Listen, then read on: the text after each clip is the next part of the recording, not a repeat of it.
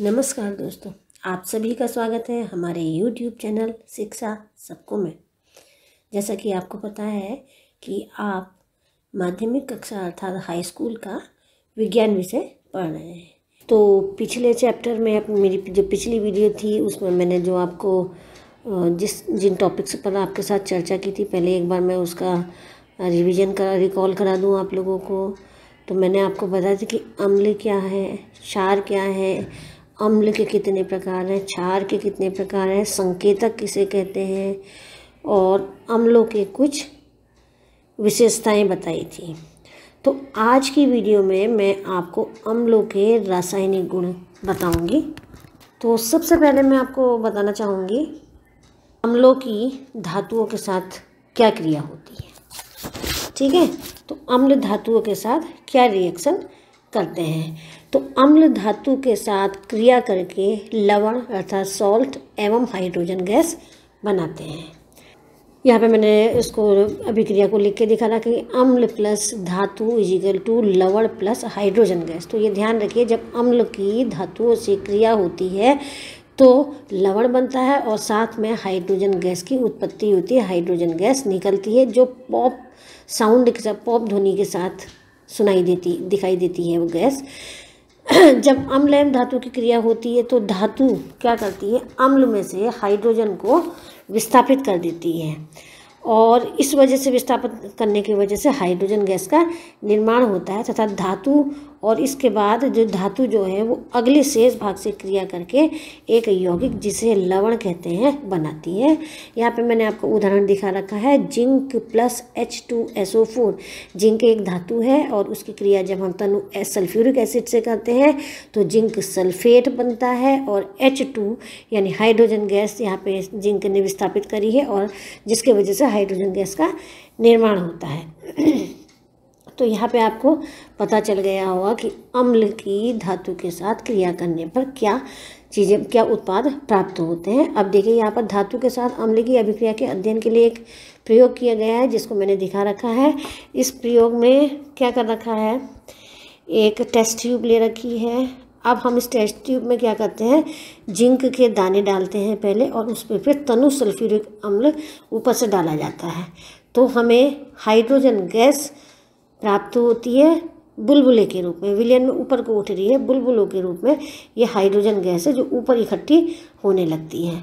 और जब हम टेस्ट ट्यूब के मुंह के पास एक जलती हुई माचिस की तीली ले जाते हैं तो गैस जो है वो पॉप ध्वनि के साथ जलती है। तो इससे स्पष्ट होता है कि जो निकलने वाली गैस है वो हाइड्रोजन गैस है। तो इस प्रयोग से ये कहा जा सकता है कि तनु सल्फ्यूरिक अम्ल और जिंक के साथ क्रिया करके हाइड्रोजन गैस बनती है। नेक्स्ट है धातु की कार्बोनेट एवं हाइड्रोजन कार्बोनेट से अभिक्रिया। तो धातु की कार्बोनेट और अम्ल की कार्बोनेट एवं हाइड्रोजन कार्बोनेट से क्या अभिक्रिया होती है। तो देखिए, यहाँ पे मैंने अभिक्रिया में लिखा है धातु कार्बोनेट प्लस अम्ल इजिकल टू लवण प्लस जल प्लस कार्बन डाइऑक्साइड। और इसी तरीके से धातु के हाइड्रोजन कार्बोनेट की रिएक्शन जब अम्ल से होती है तब भी लवण, जल और कार्बन डाइऑक्साइड बनता है। यहाँ उदाहरण में दिखा रखा है sodium carbonate. Sodium carbonate solid है, इसमें जब हम तनु हाइड्रोक्लोरिक एसिड डालते हैं तो सोडियम क्लोराइड बनता है, पानी बनता है और साथ में कार्बन डाइऑक्साइड गैस निकलती है। इसी तरीके से धातु का हाइड्रोजन कार्बोनेट है, इसमें हम ले लेते हैं सोडियम बाइकार्बोनेट NaHCO3। जब हम इसमें तनु हाइड्रोक्लोरिक एसिड की रिएक्शन कराते हैं तो NaCl मिलता है, वाटर मिलता है और साथ में कार्बन डाइऑक्साइड गैस निकलती है। तो ये ध्यान रखना है कि धातु के कार्बोनेट और हाइड्रोजन कार्बोनेट जो है उनके साथ अम्ल अभिक्रिया करके कार्बन डाइऑक्साइड गैस बनाता है।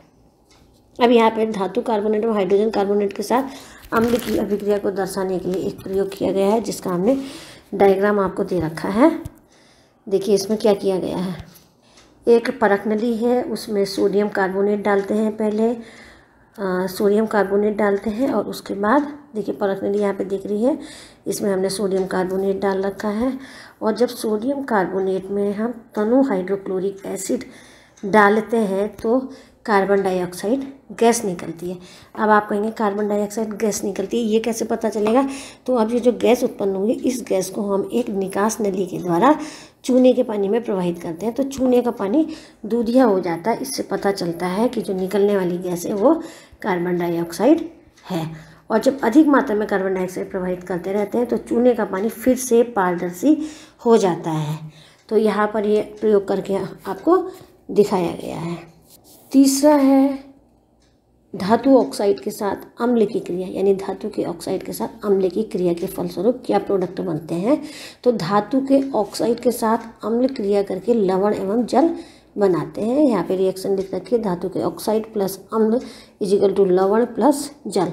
उदाहरण दे रखा है कॉपर ऑक्साइड। कॉपर का ऑक्साइड है, सॉलिड है, इसमें जब हम तनु हाइड्रोक्लोरिक एसिड डालते हैं तो कॉपर क्लोराइड बनता है जो एक सॉल्ट है, और साथ में निकलता है वाटर, साथ में प्राप्त होता है वाटर। इसी प्रकार से कैल्शियम ऑक्साइड है, जिसको हम त्वरित चूना भी कहते हैं या फिर कैल्शियम ऑक्साइड कहते हैं। इसमें भी जब हम तनु HCl डालते हैं तो CaCl2 बनता है और साथ में पानी का निर्माण होता है। अब धातु के ऑक्साइड के साथ अम्ल की क्रिया को दर्शाने के लिए किया गया एक प्रयोग है। देखिए इस प्रयोग में क्या किया गया है। इस प्रयोग में देखिए यहाँ पे हमने बीकर में एक बीकर ले रखा है, बीकर में थोड़ी सी मात्रा में काले कॉपर ऑक्साइड लेते हैं, काले रंग के ये है कॉपर ऑक्साइड है। फिर उसमें 10 ml तनु हाइड्रोक्लोरिक एसिड डालते हैं और कांच की छड़ की सहायता से धीरे धीरे हिलाते हैं। जैसे जैसे क्रिया होती है तो देखिए बीकर में क्या हो रहा है रिएक्शन। जब कॉपर ऑक्साइड में हमने तनु हाइड्रोक्लोरिक एसिड डाला तो रंगहीन हाइड्रोक्लोरिक एसिड में कॉपर ऑक्साइड के काले कणों को आप तैरते हुए देख सकते हैं। पर जैसे जैसे अभिक्रिया शुरू होती है काले कण धीरे धीरे घुलकर नीले रंग के कॉपर क्लोराइड यानी क्यूप्रिक क्लोराइड का विलयन बनाते हैं। नीले रंग के क्यूप्रिक क्लोराइड का विलयन बनाते हैं। तो इस गतिविधि से हम यह निष्कर्ष निकाल सकते हैं कि कॉपर ऑक्साइड और तनु हाइड्रोक्लोरिक एसिड के बीच जब रिएक्शन हुई तो कॉपर क्लोराइड का गठन हुआ, जो कि कॉपर का लवण है और वह नीले रंग का विलयन बनाता है। और इस अभिक्रिया को हमने लिख के आपको दिखा रखा है। तो ये प्रयोग जो था वो था आपका धातु के ऑक्साइड के साथ अम्ल की क्रिया। नेक्स्ट है अम्ल की क्षार के साथ अभिक्रिया। तो जब अम्ल की क्रिया किसी क्षार के साथ होती है तो लवण एवं पानी बनता है और इस क्रिया को हम उदासीनीकरण की क्रिया भी कहते हैं। तो जैसे लिख के दिखा रखा है, संकेत में दिखा रखा है, अम्ल प्लस क्षार इजिकल टू लवण प्लस पानी वाटर।